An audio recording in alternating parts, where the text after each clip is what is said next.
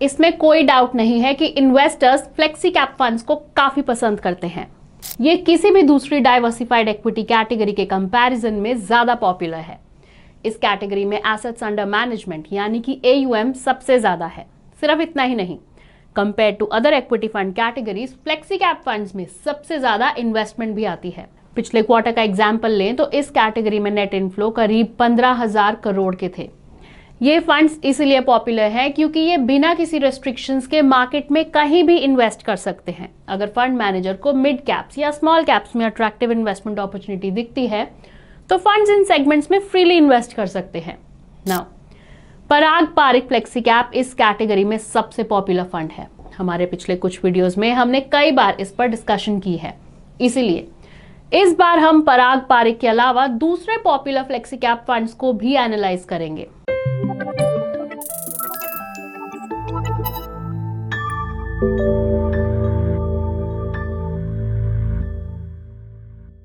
Hello and welcome to ET Money's Hindi YouTube channel.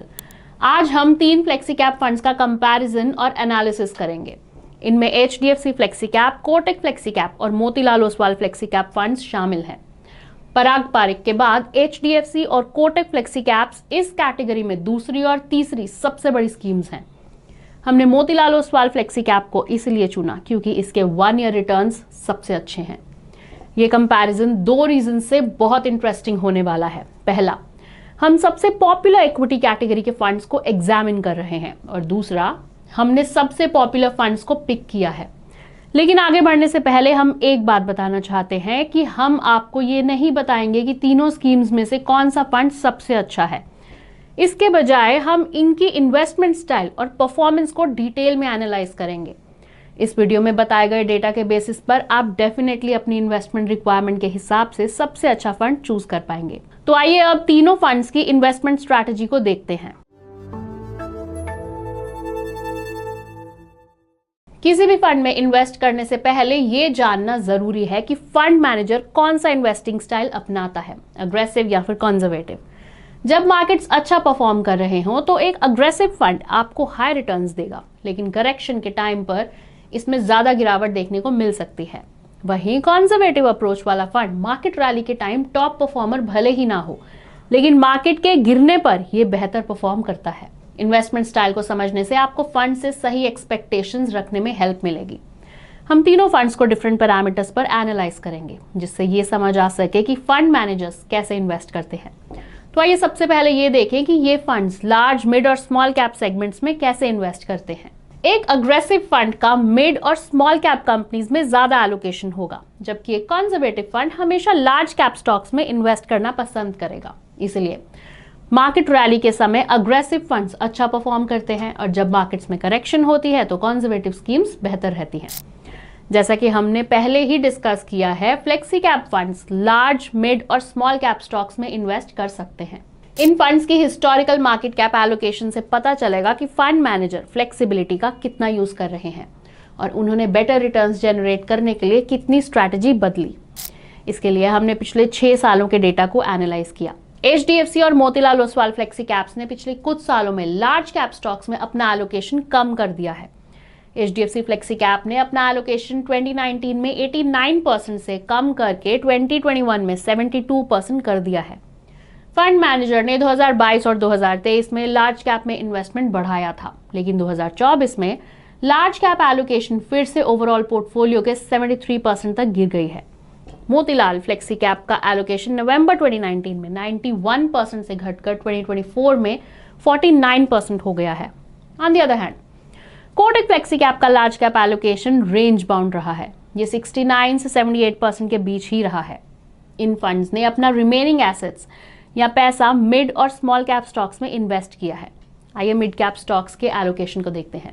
HDFC flexi cap का mid cap allocation नवंबर 2019 में 6% से बढ़कर 2021 में 14% हो गया, लेकिन फंड मैनेजर ने नवंबर 2024 में इसे घटाकर 2% कर दिया। कोटक फ्लेक्सी कैप का मिड कैप एलोकेशन 18% से 26% के बीच है। यहाँ बहुत ज्यादा डिविएशन नहीं है, लेकिन मोतीलाल ओसवाल फ्लेक्सी कैप का मिड कैप स्टॉक्स में एलोकेशन नवंबर 2019 में 7% से बढ़कर नवंबर 2024 में 45% हो गया है। इसके बाद हमने इन फंड्स के स्मॉल कैप एलोकेशन को भी देखा। पिछले 5 सालों में किसी भी फंड का स्मॉल कैप एलोकेशन 12% से ऊपर नहीं गया है। HDFC फ्लेक्सी कैप का स्मॉल कैप में 10.87% एलोकेशन है और कोटक फ्लेक्सी कैप का एलोकेशन 5.84% है। On the other hand, Motilal Oswal flexi cap का नवंबर 2024 तक स्मॉल कैप स्टॉक्स में कोई एक्सपोजर नहीं था। इस एनालिसिस को हम 4 पॉइंट्स में कंक्लूड कर सकते हैं। सबसे पहले, मोतीलाल ओसवाल का फंड सबसे ज्यादा एक्टिवली मैनेज्ड है, मतलब ये मार्केट कैप एलोकेशन में तेजी से और बड़े चेंजेस करता है।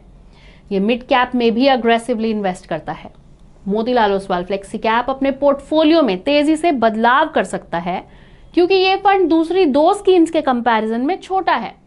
12,000 करोड़ रुपए के एसेट्स के साथ इस स्कीम के लिए मिड और स्मॉल कैप स्टॉक्स में एंट्री करना और एग्जिट लेना कंपैरेटिवली इजी है।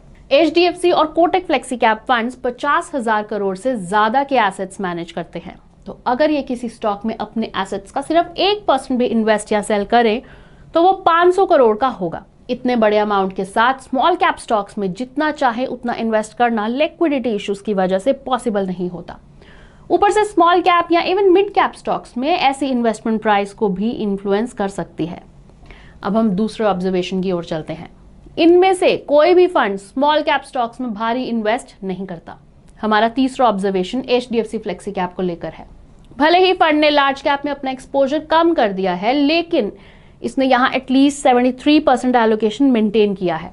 और फोर्थ, कोटक फ्लेक्सी कैप का एलोकेशन पिछले कुछ सालों में तीनों फंड्स में सबसे ज्यादा स्टेबल रहा है। इस एनालिसिस को ध्यान में रखते हुए चलिए अब अपने एनालिसिस के नेक्स्ट पार्ट की ओर बढ़ते हैं। पोर्टफोलियो टर्नओवर रेशियो एक यूजफुल मेट्रिक है जो बताता है कि फंड मैनेजर कितनी फ्रीक्वेंटली स्टॉक्स को बाय और सेल करता है। 100 से ज्यादा रेशियो का मतलब है कि पिछले साल में पूरे पोर्टफोलियो को बदल दिया गया है। लेकिन पोर्टफोलियो टर्नओवर रेशियो का हाई या लो होने का मतलब इसका अच्छा या बुरा होना नहीं है, क्योंकि ये हमें फंड मैनेजर के इन्वेस्टमेंट स्टाइल को समझने में मदद करता है। मोतीलाल ओसवाल फ्लेक्सी कैप तीनों फंड्स में सबसे अलग है। इसका टर्नओवर रेशियो 152% है। ये कैटेगरी मीडियन 70% से काफी ऊपर है, लेकिन हिस्टोरिकली फंड का टर्नओवर रेशियो इतना ज्यादा नहीं था। नवंबर 2022 में ये 50% था और तब से बढ़ता ही जा रहा है। वहीं HDFC और कोटक दोनों का पोर्टफोलियो टर्नओवर रेशियो 50% से कम है। ये कैटेगरी एवरेज से काफी नीचे है और पिछले 5 सालों में यही ट्रेंड रहा है। डेटा से पता चलता है कि HDFC और Kotak flexi caps buy and hold strategy को फॉलो करते हैं। मोतीलाल ओसवाल फ्लेक्सी कैप की फ्रीक्वेंट बाइंग और सेलिंग से पता चलता है कि ये मोमेंटम इन्वेस्टिंग स्टाइल को फॉलो कर रहा है। अगर किसी पोर्टफोलियो में नंबर ऑफ स्टॉक्स लो है तो ये एक कॉन्सेंट्रेटेड पोर्टफोलियो होगा। इस केस में हर स्टॉक का पोर्टफोलियो में एवरेज एलोकेशन ज्यादा होगा। इसलिए किसी भी स्टॉक में सिग्निफिकेंट मूवमेंट फंड के परफॉर्मेंस पर इंपैक्ट डाल सकती है। इसके ऑपोजिट, अगर फंड मैनेजर डाइवर्सिफिकेशन का ऑप्शन चुनता है तो पोर्टफोलियो पर किसी भी सिंगल स्टॉक का इंपैक्ट रिलेटिवली कम होता है। हमने नवंबर एंड के पोर्टफोलियोज को देखा। HDFC और Kotak flexi cap adequately diversified है। HDFC फ्लेक्सी कैप के पोर्टफोलियो में 52 स्टॉक्स हैं, जबकि कोटक फ्लेक्सी कैप के पोर्टफोलियो में 58। On the other hand, Motilal के पास ओनली 14 स्टॉक्स का हाईली कॉन्सेंट्रेटेड पोर्टफोलियो है। इसे समराइज करें तो HDFC और कोटक फ्लेक्सी कैप्स का इन्वेस्टमेंट स्टाइल एक जैसा है। वो लार्ज कैप्स को पसंद करते हैं, एडिक्वेट डाइवर्सिफिकेशन मेंटेन करते हैं और buy and hold investment strategy को फॉलो करते हैं। On the other hand, Motilal Oswal flexi cap बिल्कुल इनके ऑपोजिट है। ये एक ऐसा फंड है जो मोमेंटम इन्वेस्टिंग स्टाइल को फॉलो करता है और मिड कैप्स पर कॉन्सेंट्रेटेड बेट्स लगाता है। आइए अब उनके रिटर्न्स को कंपेयर करते हैं। हम इन फंड्स के परफॉर्मेंस को डीपली समझने के लिए इनके ट्रेलिंग, पीरियोडिकल और रोलिंग रिटर्न्स को देखेंगे। तो चलिए ट्रेलिंग रिटर्न से स्टार्ट करते हैं। इसके लिए हमने फंड के रिटर्न्स का कंपैरिजन निफ्टी 500 इंडेक्स और फ्लेक्सी कैप कैटेगरी के एवरेज रिटर्न के साथ किया है। तो पिछले साल तीनों फंड्स ने बेंचमार्क से बेटर परफॉर्म किया है। मोतीलाल ओसवाल पिछले साल टॉप परफॉर्मर रहा है, लेकिन अगर आप पिछले 5 साल के रिटर्न्स को देखें तो इसने बहुत अच्छा परफॉर्म नहीं किया है। अराउंड 19% रिटर्न्स के साथ ये निफ्टी 500 TRI इंडेक्स से पीछे है। कोटक फ्लेक्सी कैप ने भी 5 सालों के पीरियड में इंडेक्स और कैटेगरी एवरेज से अंडर परफॉर्म किया है। HDFC फ्लेक्सी कैप दूसरे फंड्स के कंपैरिजन में ज्यादा स्टेबल रहा है। अगर आप पिछले 1, 3 और 5 साल के रिटर्न्स को देखें तो इसने कैटेगरी एवरेज और बेंचमार्क से बेटर परफॉर्म किया है। इसके बाद हमने इन फंड्स के पीरियोडिकल रिटर्न्स को देखा ताकि ये पता चल सके कि इनका परफॉर्मेंस ईयर ओवर ईयर कैसा रहा है। इसके लिए हमने पिछले 6 सालों के फंड परफॉर्मेंस को कंसिडर किया। तो HDFC ने 6 में से 4 सालों में अपने बेंचमार्क से बेटर परफॉर्म किया है। इस बीच कोटक का परफॉर्मेंस एक्सेप्शनल नहीं रहा है। या तो इसने बेंचमार्क से खराब परफॉर्म किया है या फिर इसका रिटर्न निफ्टी 50 इंडेक्स के करीब रहा है। ऑन द अदर हैंड 2023 से मोतीलाल के परफॉर्मेंस में काफी ज्यादा इंप्रूवमेंट देखा गया है। इससे पहले 2019 से 2022 के बीच हर साल फंड ने बेंचमार्क से खराब परफॉर्म किया था, लेकिन पिछले 2 सालों में इसने निफ्टी 500 इंडेक्स से बेटर परफॉर्म किया है। पिछला साल काफी अच्छा रहा है। इसने बेंचमार्क से 24 परसेंटेज पॉइंट्स ज्यादा रिटर्न्स दिए हैं। फंड ने 46% के रिटर्न्स दिए, जबकि निफ्टी 500 TRI का रिटर्न 16% था। फंड का मिड कैप स्टॉक्स में हायर एलोकेशन इसका एक रीजन हो सकता है। जबकि HDFC और कोटक कंजर्वेटिव अप्रोच अपनाते हैं, मोतीलाल की अग्रेसिव स्ट्रैटेजी सक्सेसफुल साबित हुई है, क्योंकि हाल के सालों में मिड कैप्स ने लार्ज कैप्स के कंपैरिजन में बेटर परफॉर्म किया है। हमने 2019 से 3 सालों के लिए फंड्स के रोलिंग रिटर्न्स को भी चेक किया। HDFC फ्लेक्सी कैप 24.79% रिटर्न्स के साथ टॉप पर है। कोटक फ्लेक्सी कैप 17.76% के एवरेज रिटर्न्स के साथ दूसरे नंबर पर है, जबकि मोतीलाल ओसवाल फ्लेक्सी कैप का एवरेज रिटर्न 14.1% है। यहाँ HDFC फ्लेक्सी कैप ने बेंचमार्क से बेटर परफॉर्म किया, जबकि बाकी दोनों पीछे रह गए। इस बीच निफ्टी 500 TRI इंडेक्स का एवरेज रिटर्न 19.62% रहा। तो आइए अब देखते हैं कि मार्केट में करेक्शन के समय इन फंड्स ने कैसा बिहेव किया। इससे हमें उनके डाउनसाइड प्रोटेक्शन को समझने में मदद मिलेगी। 2019 के बाद से केवल 7 क्वार्टर्स में निफ्टी 500 ने नेगेटिव रिटर्न्स दिए हैं। HDFC फ्लेक्सी कैप और मोतीलाल ओसवाल फ्लेक्सी कैप ने 7 में से ओनली 3 क्वार्टर्स में ही अंडर परफॉर्म किया है, जबकि कोटक फ्लेक्सी कैप ने 2 क्वार्टर्स में अंडर परफॉर्म किया है। तो जब डाउनसाइड प्रोटेक्शन की बात आती है तो तीनों फंड्स ने अच्छा परफॉर्म किया है। आइए अब अपने वीडियो के फाइनल पार्ट की ओर चलते हैं। हमारा एनालिसिस बताता है कि HDFC फ्लेक्सी कैप और कोटक फ्लेक्सी कैप का इन्वेस्टमेंट स्टाइल कंजर्वेटिव है। दोनों लार्ज कैप्स को प्रायोरिटी पर रखते हैं। ये buy and hold strategy follow करते हैं और पोर्टफोलियो में कम चेंजेस करते हैं। ऐसा उनके साइज के कारण हो सकता है। On the other hand Motilal Oswal flexi cap उन एडवेंचरस इन्वेस्टर्स के लिए है जिन्हें एक्स्ट्रा रिस्क लेने में कोई दिक्कत नहीं है। ये हाईली कॉन्सेंट्रेटेड पोर्टफोलियो मेंटेन करता है, मिड कैप्स में अग्रेसिवली इन्वेस्ट करता है और इसका टर्नओवर रेशो हाई है। परफॉर्मेंस पॉइंट ऑफ व्यू से मोतीलाल ने हाल ही में बेटर परफॉर्म किया है, जबकि HDFC सबसे ज्यादा कंसिस्टेंट प्लेयर नजर आता है। कोटक ने लगभग एवरेज परफॉर्म किया है।